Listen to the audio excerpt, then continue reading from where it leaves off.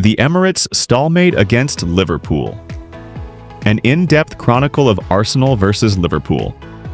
On a damp and cool evening at the Emirates Stadium on the 8th of January 2026, Arsenal hosted Liverpool in what promised to be one of the pivotal fixtures of the Premier League season.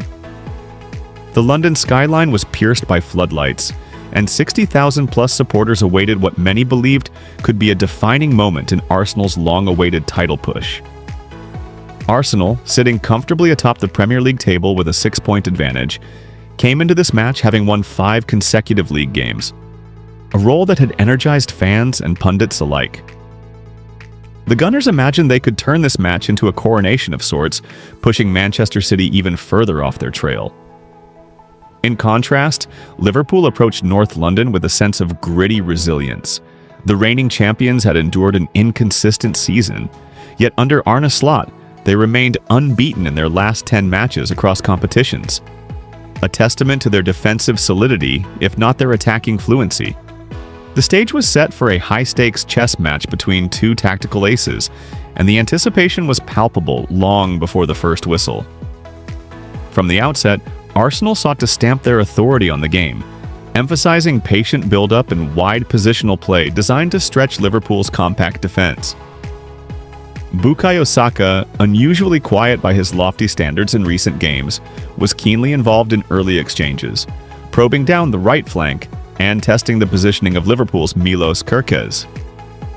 Arsenal's pressing structures forced Liverpool into moments of uncharacteristic caution, with the visitors often electing to recycle possession from deeper areas. Early passages saw Arsenal complete more than double the number of passes in Liverpool's half compared to their opponents, a statistic that illustrated not only dominance in territory but also intent to carve Liverpool open through patient circulation. However, it was Liverpool who conjured the first truly tantalizing chance against the run of play. A moment of confusion between goalkeeper David Raya and center-back William Saliba saw the ball break to full-back Connor Bradley, who momentarily stunned the Emirates faithful. Showing audacity few defenders possess, Bradley chipped his effort over the stranded Raya only for the ball to cannon back off the crossbar and away from danger.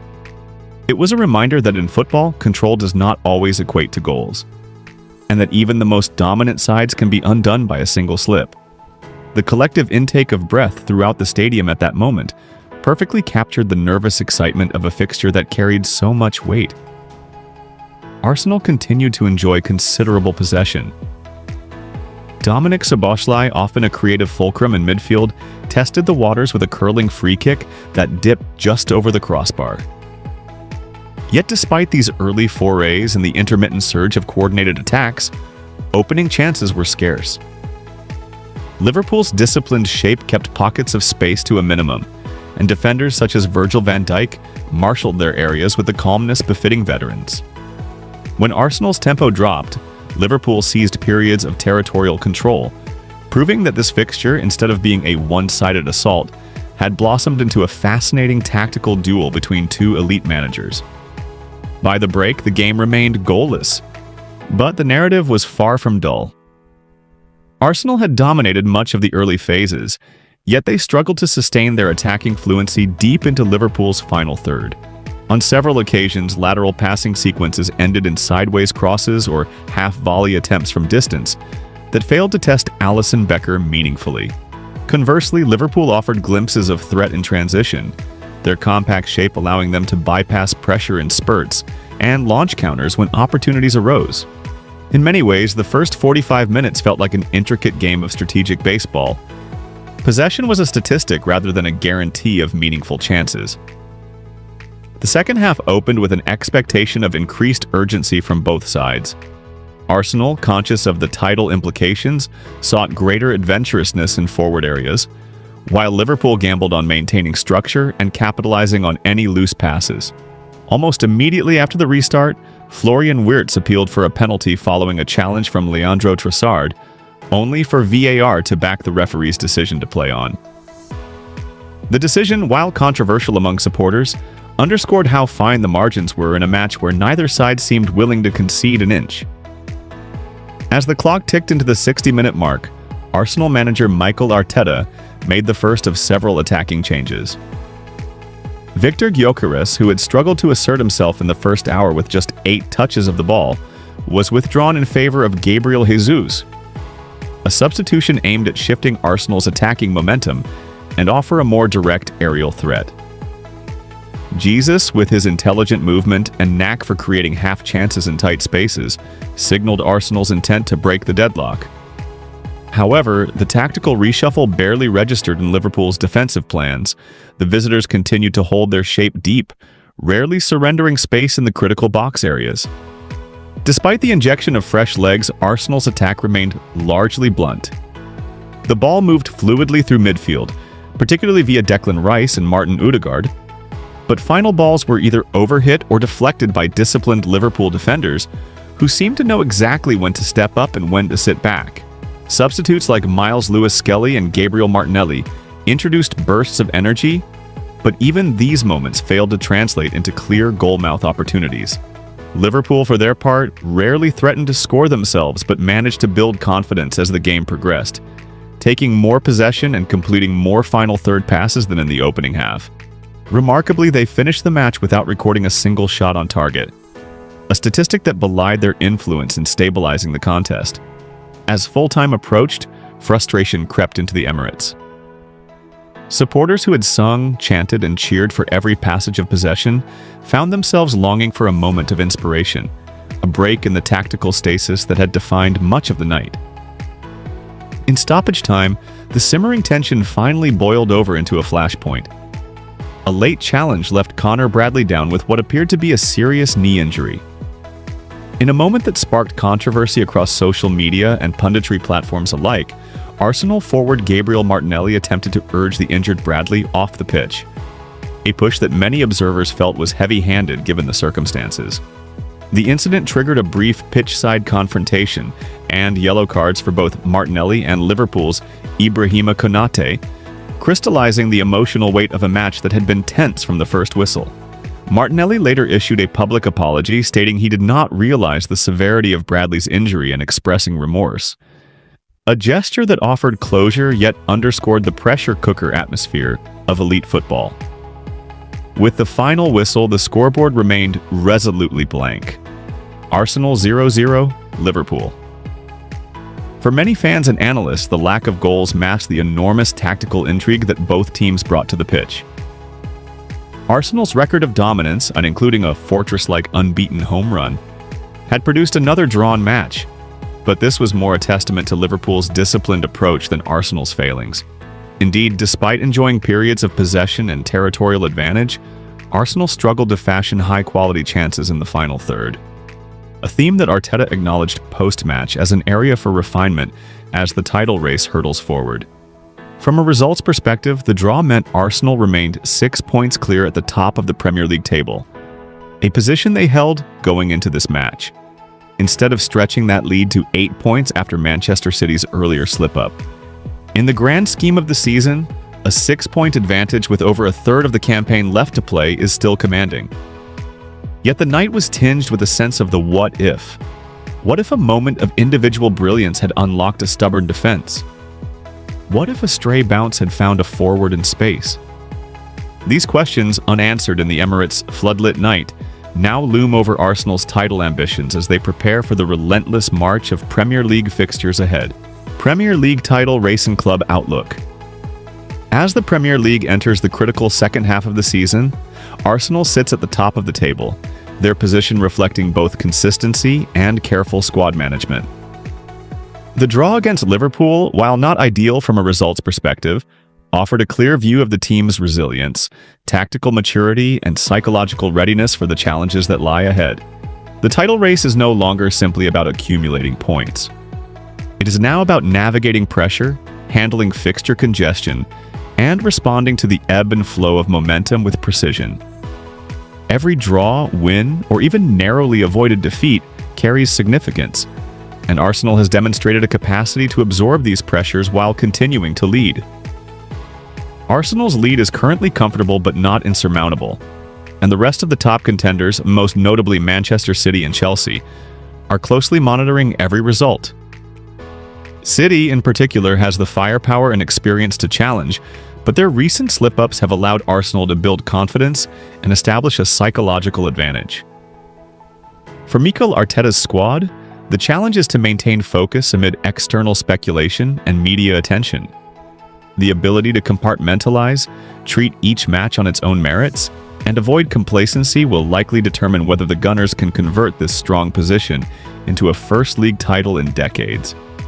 Tactically, Arsenal has displayed a blend of possession control, high pressing, and adaptability. Against Liverpool, their approach highlighted a team capable of controlling tempo while remaining structurally disciplined. However, as the title race intensifies, the Gunners must refine the final third execution. Drawing against teams that sit deep can be a recurring challenge, and fine margins often decide championships. Arteta's management of these moments, both in training and matchday decisions, will be critical. How he rotates the squad, manages player fatigue, and introduces tactical variations could prove decisive in matches where a single goal separates victory from draw. Psychologically, Arsenal's young core has matured rapidly under Arteta. Players like Bukayo Saka, Gabriel Martinelli, Declan Rice, and Martin Odegaard have shown composure in high-stakes fixtures, blending youthful energy with growing leadership.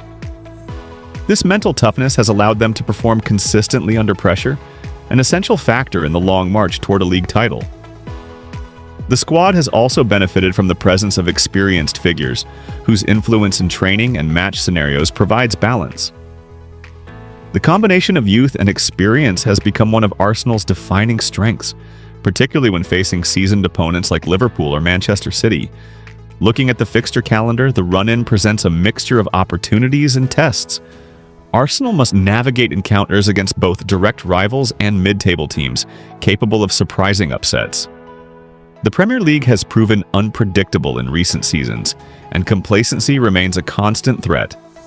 This makes squad depth, fitness, and rotation strategies critical.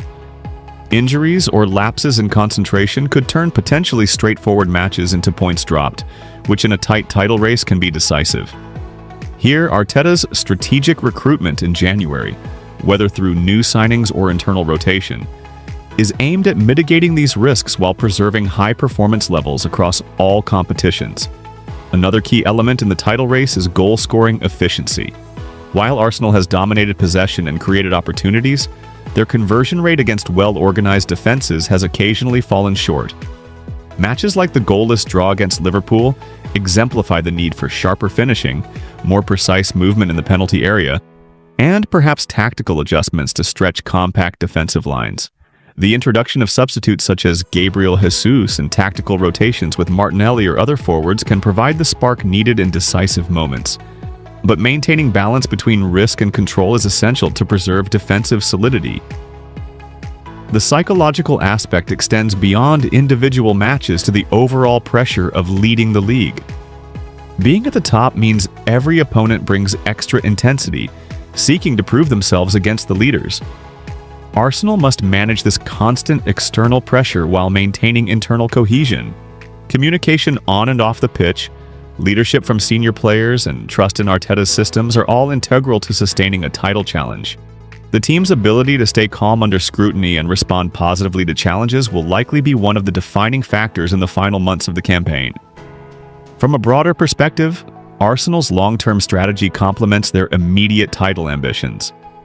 The club has invested in youth development, infrastructure, and scouting networks, creating a foundation for sustained success beyond a single season. Integrating young talents like Ethan Nwaneri while maintaining the performance of established stars ensures the team is competitive now and prepared for future challenges. This balance of immediate ambition and long-term planning reflects a club operating with a clear philosophy and coherent roadmap, one that combines tactical intelligence, financial prudence, and strategic squad building. Off the pitch, Arsenal's growing global brand and financial stability support this ambition. Sponsorships, merchandise, and international visibility provide the resources to compete with the elite clubs while reinforcing the club's attractiveness to potential signings. Players recognize that Arsenal is not only a team capable of winning now, but also an organization that can sustain competitive excellence in the years to come. This reputation contributes to morale and can influence performance positively in high-pressure title races.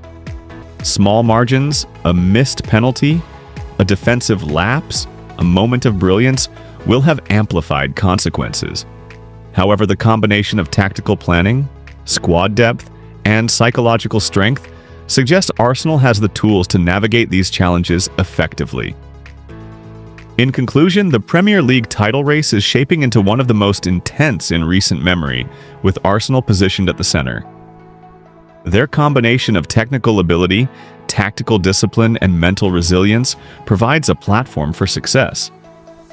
While the draw against Liverpool was a reminder of the narrow margins at the top, it also demonstrated the team's capacity to compete against elite opposition without faltering. With careful squad management, strategic January planning, and a continued focus on tactical execution, Arsenal is well placed to maintain their lead and potentially secure the league title. The coming months will be critical, and the decisions made both on and off the pitch will ultimately determine whether the Emirates Stadium will witness Arsenal lifting the trophy after years of anticipation. Transfer updates and rumors. As the January 2026 transfer window unfolds, Arsenal's focus off the pitch has become almost as compelling as their title charge on it. While the Gunners have not made any major incoming signings yet, a deliberate strategic choice given the club's stable position atop the Premier League, rumors, targets, and behind-the-scenes approaches continue to fill the football landscape. Across Europe and England, Arsenal's management led by Mikel Arteta are weighing when and how to bolster the squad, particularly in defense and attack, without disrupting their momentum. One of the most persistent names linked with Arsenal in the past weeks has been Crystal Palace defender Mark Guehi. According to multiple sources, Arsenal have entered the race to sign the 25-year-old center-back, whose contract at Palace expires this summer. While the club's financial position and squad structure make a January move unlikely, Arsenal retain a strong interest and may pursue him in the summer. Seeing Guehi as a long-term defensive upgrade who could partner with William Saliba at the heart of the backline. Other top European clubs such as Manchester City, Bayern Munich, and Liverpool have also been mentioned as suitors, with City in particular positioned as the most likely to make a January bid given their defensive injury issues. In parallel, Arsenal have been linked with Blackburn Rovers forward Igor Tyjon, a highly rated young attacker who has rejected a contract extension at Ewood Park. Sky Sports reports that Arsenal have held talks with Blackburn over the potential signing, with the 17-year-old prospect attracting attention due to his raw pace and technical ability. A move for Tyjon would reflect Arsenal's ongoing philosophy of combining youth potential with tactical fit, a strategy that avoids instant success pressures but builds future strength. Another name that has recently appeared on Arsenal's radar, albeit with astronomical price tags, is RB Leipzig winger Jan Diomande. According to current reports, Leipzig value the Ivory Coast international so highly that a January move would require a fee in the region of 120 million euros, making a winter transfer highly unlikely. Nevertheless, the interest demonstrates Arsenal's desire for creative and dynamic wide options who can make a difference in tight spaces, and Diomande remains one of several wide attackers monitored for a potential summer. In terms of striker speculation, Arsenal have been linked in the past with several center-forward targets, a narrative that resurfaces every January and summer window. One of the names floated in earlier rumors has been Dusan Vlahovic, the Juventus frontman reportedly not in the club's plans. Despite stiff competition and an expected high fee, Arsenal's attacking department continues to monitor this space, ready to act if a realistic opportunity emerges. Closer to home, internal squad discussions have revolved around players like Ethan Nwaneri. With limited game time so far this season, speculation suggested the young midfielder might depart on loan for experience. However, Arteta publicly hinted that Nwaneri will stay at Arsenal this January, underlining the club's belief in his long-term potential and ensuring he remains part of the environment. Training with the first team, learning tactical systems, and being ready when called upon. Meanwhile, rumors have circulated in the past weeks about Ibrahim's role since joining the club. While not a transfer target this window, pundits and punditry have debated his integration and whether an additional creative midfielder might be pursued to complement him and others like Martin Odegaard and Dominic Szoboszlai. These discussions underscore how Arsenal's transfer thinking is not only about fresh faces, but also optimizing existing personnel and tactical balance. On the outgoing front, there has been less mainstream speculation about big names leaving. That said, some fringe players or those seeking regular football remain topics among fans and pundits. Rumors have occasionally suggested players like Gabriel Jesus might explore moves, especially given his injury return time. For instance, young players leaving on loan or permanent deals help Arsenal maintain a lean, competitive first-team roster while ensuring future generations continue to develop outside the Emirates. Although the club has remained relatively quiet in January compared with rivals, this is a strategic choice rather than indifference. The belief being that quality greater than quantity decisions at this stage serve both present and future ambitions best. Looking at contract extensions and stability, Arsenal have also focused on tying down key performers long-term. In the context of recent transfer speculation and rumors, securing commitment from core squad members serves as both a signal of intent and a foundation for recruitment. While not all stories are headline-grabbing transfers, these contract negotiations and extensions represent a quieter but equally critical side of the club's squad strategy. Beyond the men's side, there have also been developments worth noting in the women's squad, though not directly transfer-related, that reflect the broader club vision. For example, Arsenal women recently announced a long-term contract for head coach René Slegers, cementing stability and ambition in the WSL. While not arming the men's side in the Premier League title race, it illustrates the club's holistic transfer and personnel philosophy: building continuity, maximizing performance, and planning for sustained success across all departments. The picture emerging from the 2026 January window paints Arsenal as strategic, cautious, and forward-thinking. Instead of panicked signings or headline chasing, the club has been prioritizing smart monitoring of targets like Guehi and Tyjon, evaluating high-impact opportunities while remaining mindful of squad harmony and tactical cohesion. Whether through future summer moves, tactically targeted winter deals, or contract negotiations with existing players, Arsenal's transfer strategy remains deeply intertwined with its title ambitions, ensuring that potential market activity strengthens the team not just now, but for seasons to come. Bukayo Saka signing a new contract with Arsenal until 2031 is one of the most significant moments in the club's modern era, not only because of the quality of the player involved, but because of what the decision represents in a football landscape defined by instability, short-term thinking, and constant movement. In committing his future to Arsenal for the long term, Saka has sent a powerful message of belief in the club's project, its ambitions, and its direction.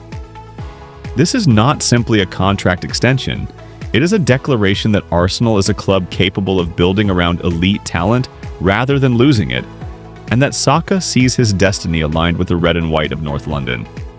Saka's journey makes this moment even more meaningful. He is not a superstar brought in at peak value, but a player shaped entirely by Arsenal. From the Hale End Academy to the Emirates Stadium, his development mirrors the club's own recent transformation.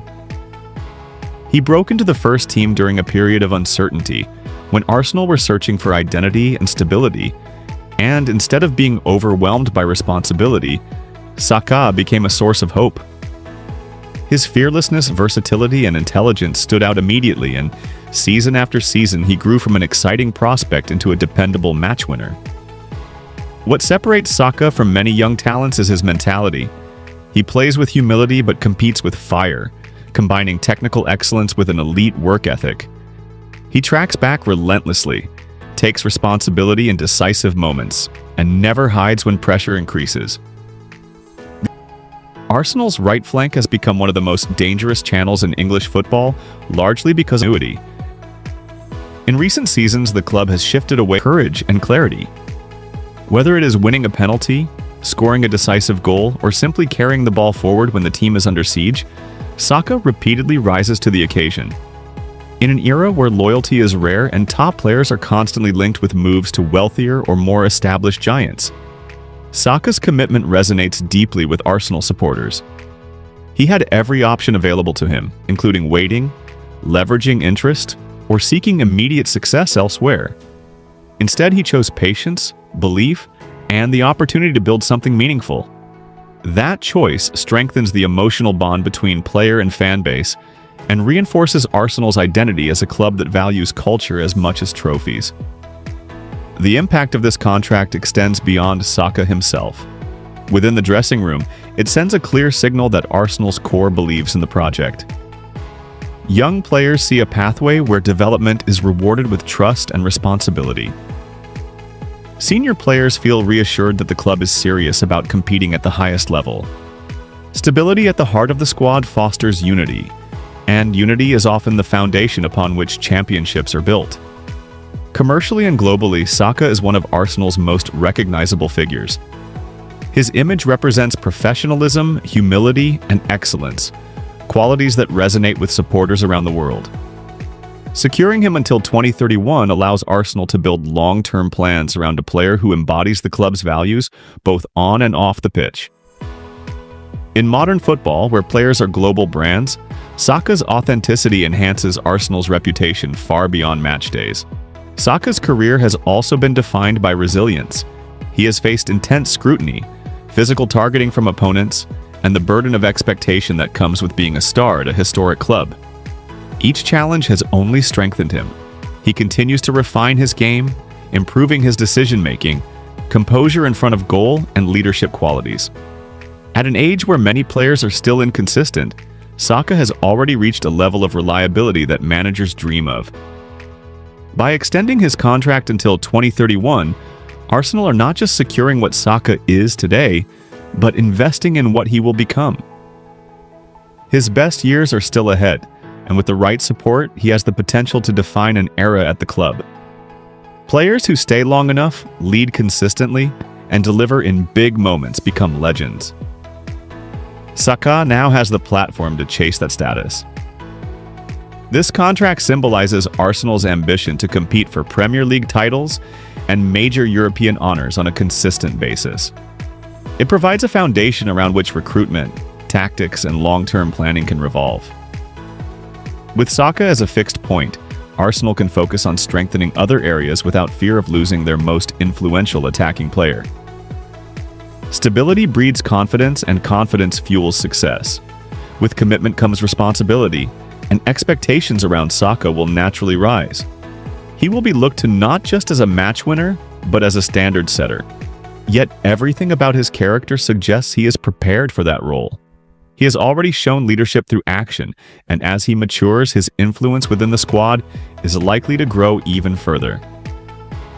In the years ahead, when Arsenal's journey under this generation is judged, this contract extension may be remembered as a turning point. It is the moment when Arsenal proved they could keep their best, and when Bukayo Saka chose legacy over convenience.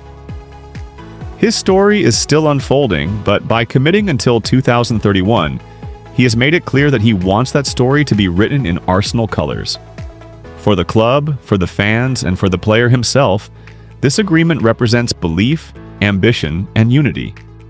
It is a reminder that football is not only about transfers and trophies, but about identity, trust, and shared purpose. Bukayo Saka staying at Arsenal until 2031 is not just good news. It is a statement that the future is being built, patiently and confidently with him at its heart.